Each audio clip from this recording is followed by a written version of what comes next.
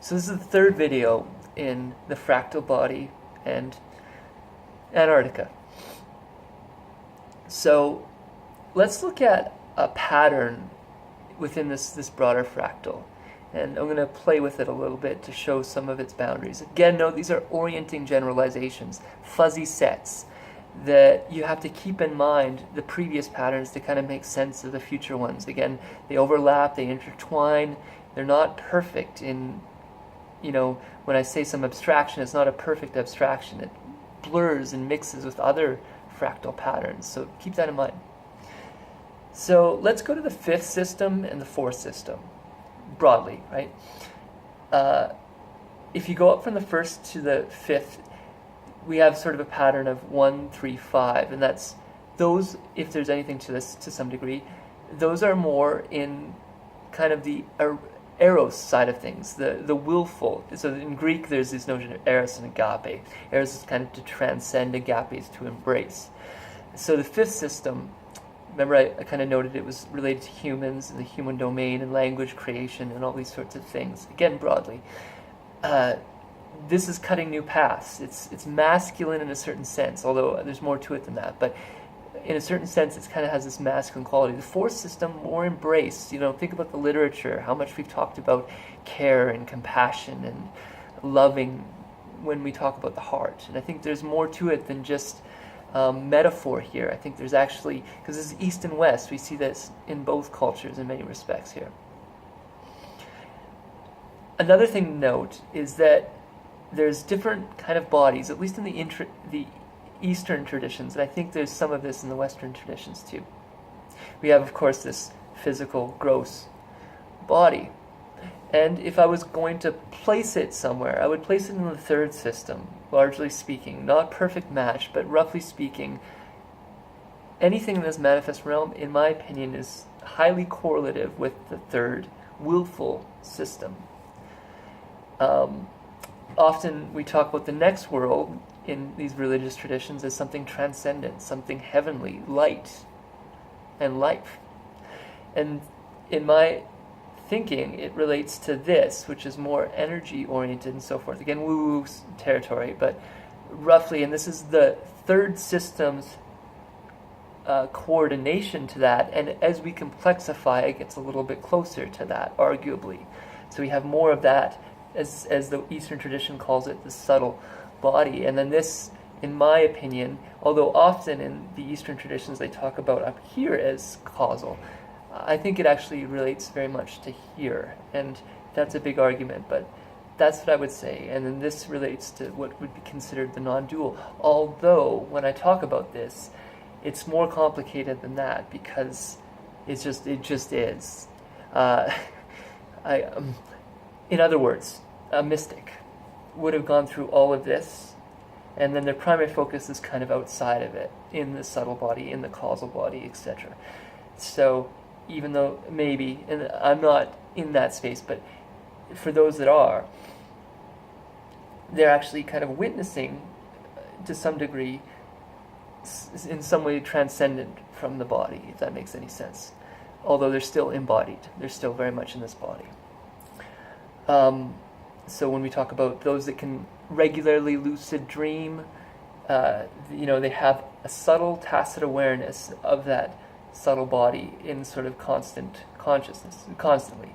And then those that can maintain awareness through waking, dreaming, and deep sleep seem to have a subtle awareness that extends to the causal realm, which I'm saying here, but it's here within a context of a bigger system. So that's why I say it's fractal is important to understand the body. Here's another thing I'd like to address. So in the first video I kind of talked about fairly center line stuff, but if that's the primary focus of this, because it's kind of a rational way of looking at this fractal pattern, from this system things get a lot more intricate. So to make this, to give an example, I'll start with how the Western approach, which again is kind of monological, it's very rational in the traditional rational logic sense of things, how they approached Chinese medicine, which was and seems to be fairly holistic, fairly comprehensive. Western medicine is very good at cutting things out. Oh, I'm going to die, my appendix is going to burst. Boom, they'll cut it open, pull it out, you're saved. Great, well done. But for long-term health, maybe not so good. When the Western medical practitioners went to see how the Chinese practiced medicine a couple hundred years ago, they looked at them, say, doing their pulse and saying that they can tell the health of different organs by pressing different pressures on your radial pulse. I think it's your radial pulse. And the blood flow is going to tell you how good the different body parts are. So the Western practitioners try it, no luck, right? The thing about it is, and some Western practitioners now that have spent time doing it, it takes a long time to get the subtle differences of pressure to actually feel how much the blood is flowing and what that means. And not only that, they use other things like the health of your skin and your nose, whatever. All of them are telling subtle signs about the health of your body. So it's a holistic way of looking at the health of your entire body. Although, again, certain things it doesn't do well. Maybe, as well, at least. They didn't have all the radial imaging and so forth. This is new technology that can be used to save lives sometimes. So I'll just take that example and look at keep in mind this bigger fractal context about the body that we were talking about. And let's explore briefly, and I'm not an expert in this either, but Korean acupuncture, so particularly Korean hand acupuncture. So the idea is that you can place needles in particular parts of the hand, and it has corresponding effects throughout the body. So something to keep in mind here is that it's probably not going to have as much effect as if you placed it directly on the spot on your body, but it has some correspondent effect. You can think about it again in this fractal correspondence where self-similar from near is from far, and that self-similar part of it is going to have a ripple effect to that other self-similar part more than other areas, although it would throughout everything it's going to have some kind of correspondent effect, but primarily that fractal connection that's most connected. So in that system, the running right through the center of the hand is like your spine. So those 7 systems that I talked about earlier, primarily, different parts of your hand. Okay? And then these 2 fingers are representing your arms, and then up here your hands. And these 2 fingers representing your legs and your feet at the top. This being sort of your body, different parts, your spleen, your large intestine, your heart, and so forth, different, when you go up the sides, kind of the sides of your body, again, it might just be, wishful thinking that there's any interconnectivity here. I'm sort of agnostic on it. I find it interesting. We've seen it in the reflexology of the feet. I find this more fascinating because it's kind of like that leaf interpretation that I mentioned earlier. Like, the pattern seems to reflect, again, self-similar as from near, from far.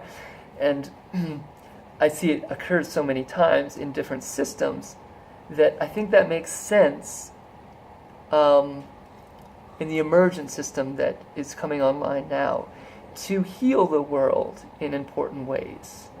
We need not only ability to be reasonable about particular things, we need what I call pluralistic rationality. Embracing all those systems, 1, 2, 3, 4, 5, 6, if there is any reasonableness to this, all those different primary focuses and all the fractal correlates that it has throughout the world.